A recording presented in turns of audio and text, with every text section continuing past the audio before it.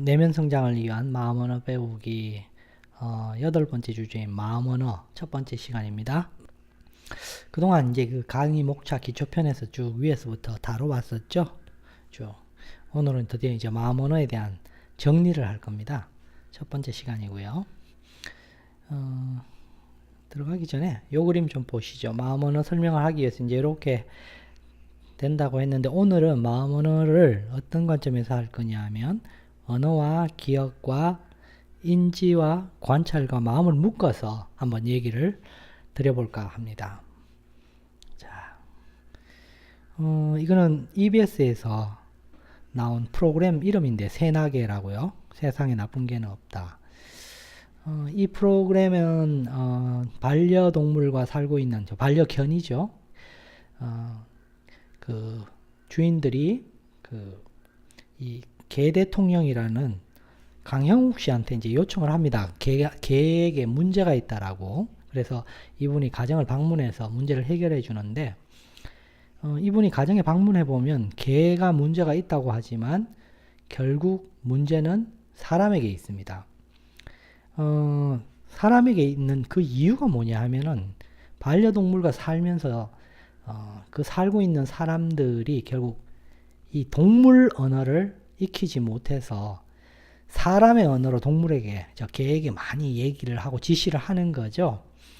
개도 물론 사람에게 얘기를 합니다. 무슨 언어로? 개의 언어로 얘기를 하는 거죠. 그러면 사람이 개의 언어를 배우는 것이 옳을까요? 아니면 개가 사람의 언어를 배우는 것이 더 나을까요? 개가 지능이 고도로 발달돼서 사람까지 이해를 할 수 있으면 좋겠는데 그렇지 못하죠. 결국 사람이 동물 언어를 이해해야 하는 거죠. 개의 언어를. 결국 이분이 가서 같이 살고 있는, 개와 살고 있는 분들에게 가르쳐 주죠. 동물들과 어떻게 소통해야 할지를. 결국 이분은 동물 언어의 전문가입니다. 그리고 이 동물 언어라는 것은 결국 개의 마음을 읽는 언어죠. 그래서 개의 마음을 이해하는 능력이 매우 뛰어난 사람이 가서 그 가정의 문제를 해결해 주고 오는 프로그램이었습니다. 이 프로그램은.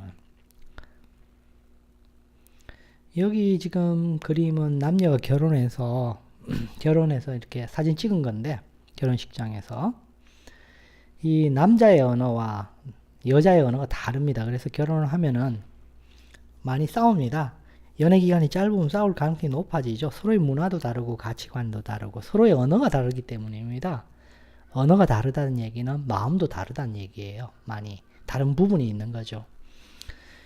아기를 낳게 돼서 아기를 키우면 아기는 말을 못합니다. 그러면 부모는 어떻게 해야 되죠? 아기의 언어를 배워야 되죠. 그래서 첫째 아이를 키울 때는 시행착오가 많이 따릅니다. 그런데 두 번째 아이부터는 잘 할 수 있게 되죠. 어느 정도 이해를 하고 나니까. 요거는 청소년기, 요즘은 중학교 학생들이 벌써 사춘기를 겪는다는데, 이 청소년들의 언어는 또 우리 성인들의 언어하고는 많이 다른 것 같아요. 부모와 자식 간에 소통하는데 어려움을 겪는 이유 중에 하나도 이 청소년의 언어를 이해해야 되는데 부모들이 잘 이해하기 어렵죠. 근데 이 모든 게 앞에 동물처럼 마음에 대한 이해가 부족하다라는 겁니다. 언어에 대한 이해는 곧 마음에 대한 이해죠. 자, 인간이 진화적 관점에서 한번 볼게요. 인간은 이 동물, 즉 침팬지, 유인원에서 출발을 했다고 하는데, 이들은 그 당시 사용하는 언어가 몸짓과 소리죠. 동물이니까. 자, 그런데 이 존재가 결국 진화를 하는데 그 핵심이 뭔가요? 바로 이 다리, 즉 언어의 다리를 통해서 인간은 진화를 해왔습니다. 정신적으로. 그래서 오늘날의 현대인이 되고 물질 문명을 이룬 거죠. 그만큼 이 언어는 매우 중요한 역할을 해온 거죠. 그래서 마음 언어도 이 언어로밖에 또 출발을 할 수 없다라는 겁니다. 자, 여기서 지금 보여드린 거는 생활편에서 제가 그때 강의한 건데, 언어 능력이 결국 기억과 인지 능력을 바탕으로 발달한다라는 거죠. 즉 언어라는 도구를 통해서 인간은 기억 능력과 인지 능력의 발달을 해왔다라는 거죠. 자, 그런데 제가 강의를 앞쪽에서 하면서 외부 세계와 내면 세계의 그림을 그려놓고 그때 이 외부 언어와 내면 언어가 있다고 그랬는데 이 내면 언어와 마음 언어의 관계에 대해서는 얘기를 안 드렸어요. 이 내면 언어는 사실 요 그림에서 한번 보십시오. 이것도 다른 생활편에서 했는데 몸의 통증은 몸의 언어입니다. 마음에게 얘기하는 몸에 문제가 있다라고 얘기하는 그 다음에 감정과 같은 이런 화는 마음이 마음에게서 얘기하는 거죠. 요거는 마음 언어죠. 몸의 언어와 마음의 언어 이 두 가지가 다 실은 내면의 언어입니다. 외부 세계는 감각을 통해서 우리가 정보를 획득하고 알게 되지만 내면 언어 속에 속하는 몸의 언어는 몸의 통증을 통해서 또는 마음은 마음의 언어를 통해서 우리가 마음을 이해할 수 있는 거거든요.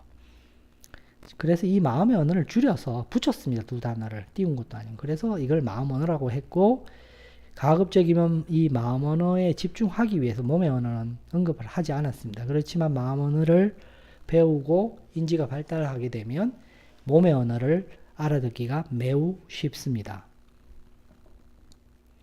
자, 사례들 먼저 말씀드릴게요. 이건 어떤 여성인데 자녀와의 소통을 위해서 수개월 동안 일주일에 서너 번씩 하루에 한 4시간 정도를 부모학교에 가서 배웠답니다. 아이와의 소통하는 방법을. 아이가 이제 중고등학교 정도 연령인데 사실 부모들이 중고등학생들하고 소통하는 게 매우 어렵습니다. 어려움을 겪어서 이제 가서 공부를 했는데 어느 날 아이가 학교에 갔다 오고 나서 가방을 소파에 던지고 그냥 풀썩 주저앉더래요. 그래서 엄마는 아이에게 얘야 가방은 네 방에 갖다 두고 손부터 씻고 오렴 이렇게 얘기했더니 아이가 하는 말이 이렇게 얘기하더래요.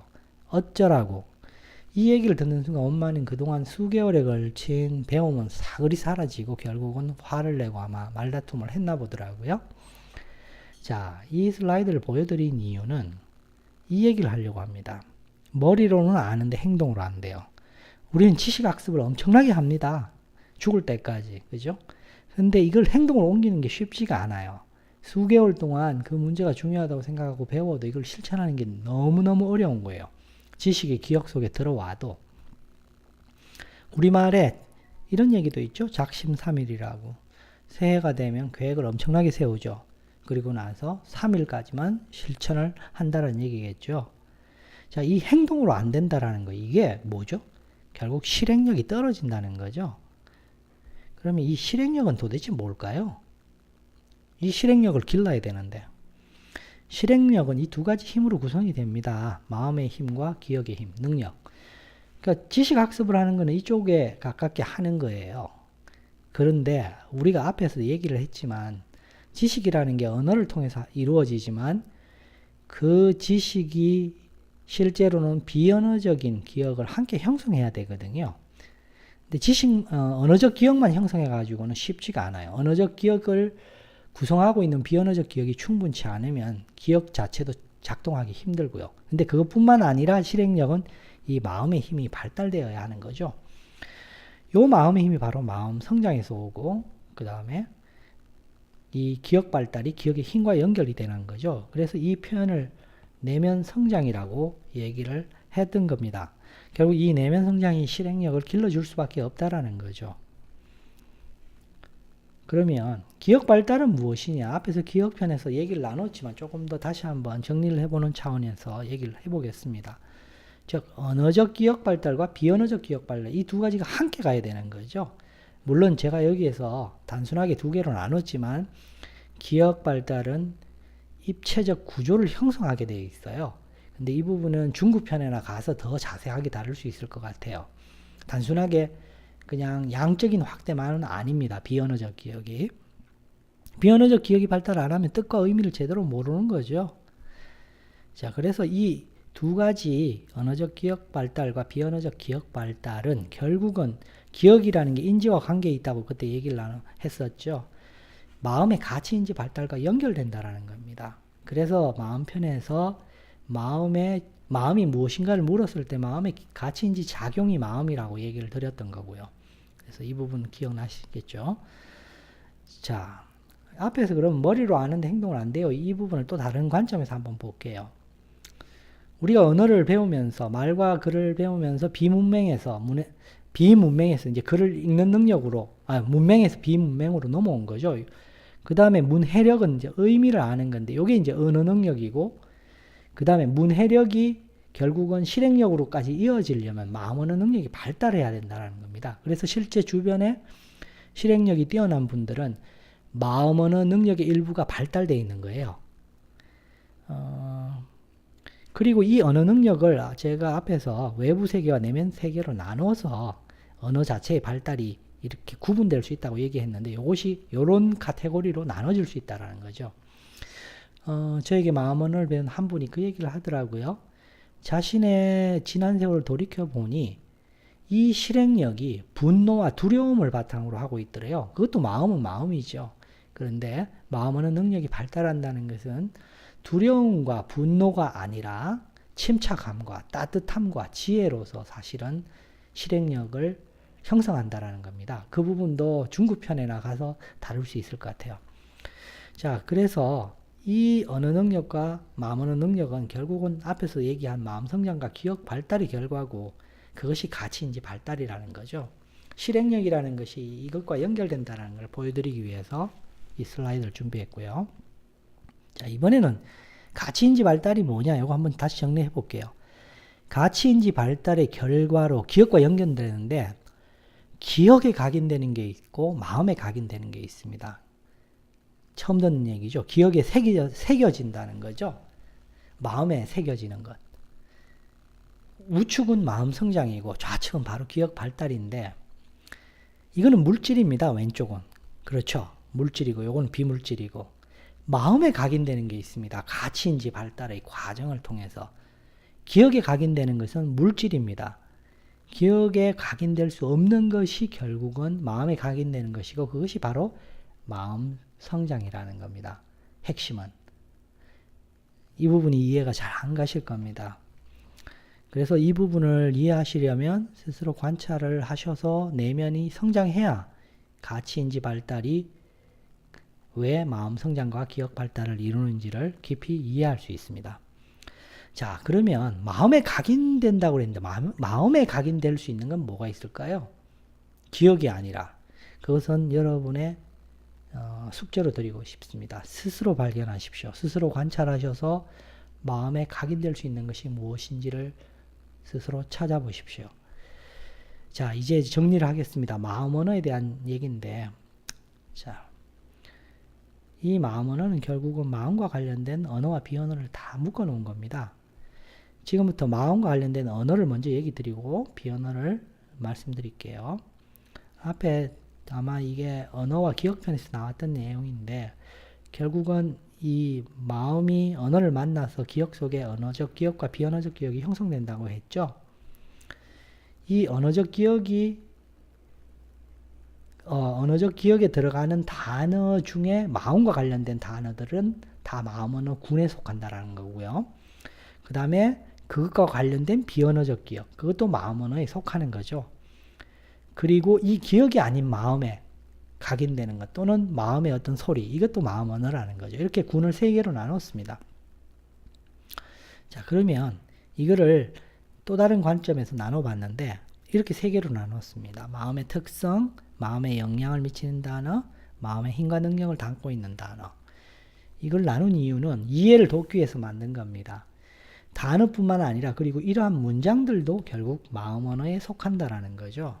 자신을 알라라고 수천 년 전에 얘기를 했지만 이것이 너무 어려운 것은 마음 언어 자체가 언어 능력을 바탕으로 연속선상에 있는 능력이고 마음 언어 능력을 바탕으로 진행되어야 되기 때문에 이것이 어려웠던 거죠. 거기다 내면을 보는 쪽으로 연결돼야 되기 때문에 자신을 사랑하는 건 더 어렵고요.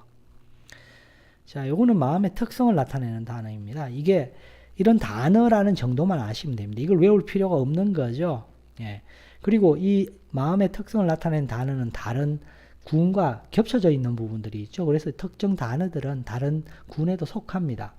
이거 한번 볼까요? 영향을 미치는 단어. 이런 관찰과 인지심, 앞에 거하고 겹쳐지죠? 그 다음에 이걸 한번 보십시오. 마음의 힘과 능력을 담고 있는 단어. 관찰, 인지심도 들어가 있죠. 이처럼 마음 언어 군을 이렇게 나눈 이유는 시간이 주어지면 원래는 이 단어 하나하나를 다시 풀어서 일상의 문제와 연결시켜서 강의를 하려고 했었습니다. 시간이 주어진다면 할 건데 어떻게 될지 모르겠네요. 자, 그러면 이제 마음 언어가 마음과 관련된 언어와 비언어라고 했는데 이번엔 비언어를 한번 볼게요. 비언어는 뭡니까? 언어적 기억 빼고 다죠. 비언어적 기억과 마음 언어. 이 두 가지가 바로 비언어입니다. 결과적으로 이 크게 군으로 언어와 비언어를 나눈 이유는 그만큼 언어 자체에 대한 이해가 대단히 어렵기 때문입니다. 언어가 무엇인지를 모른 채 사용하고 그냥 살다가 가는 것 같아요. 근데 이 언어가 무엇인지를 명확하게 이해하고 스스로 관찰해서 언어와 비언어로 나눠져서 관찰 대상이 관찰이 진행되지 않으면 사실 쉽지가 않은 문제입니다. 자, 마지막으로 언어적 관찰 대상은 결국 말과 글이 되겠죠. 1번에 해당하는. 그것뿐만 아니라 비언어적 관찰 대상인 이 마음 언어 2번과 3번을 같이 관찰해야 된다는 거죠. 그래서 이 두 가지가 다 내면 관찰이 꼭 필요한 부분이라는 겁니다. 그래서 언어 능력이 떨어지면 마음 언어를 배우기가 매우 어렵다고 하는 것입니다. 자, 이거는 최종적인 슬라이드인데 결국 인간의 진화에서 몸짓, 소리 언어인 이 동물의 언어에서 언어를 통해서 거쳐온 다음에 이 마음 언어를 거쳐야 결국 마음에 도달할 수 있다는 겁니다. 왜냐하면 마음은 눈에도 보이지 않고 잡히지도 않고 자기 자신임에도 불구하고 그 마음이 어떻게 존재하고 있고 작용하고 있는지를 모두가 자각하지 못한 채 살아갈 정도로 인지가 발달되어 있지 못하기 때문에 이 마음원을 통해서 가치인지 능력을 발달시켜야 결국 이 마음을 구체적으로 자세히 알 수 있다라는 것을 나타내기 위해서 준비한 슬라이드입니다. 그리고 이 비언어 능력, 언어 능력 이 부분은 이미 앞에서 간단하게 얘기를 드렸는데 이것도 중급편에 가야 조금 더 자세히 다룰 수 있을 것 같습니다. 자, 오늘 강의는 여기까지입니다. 감사합니다.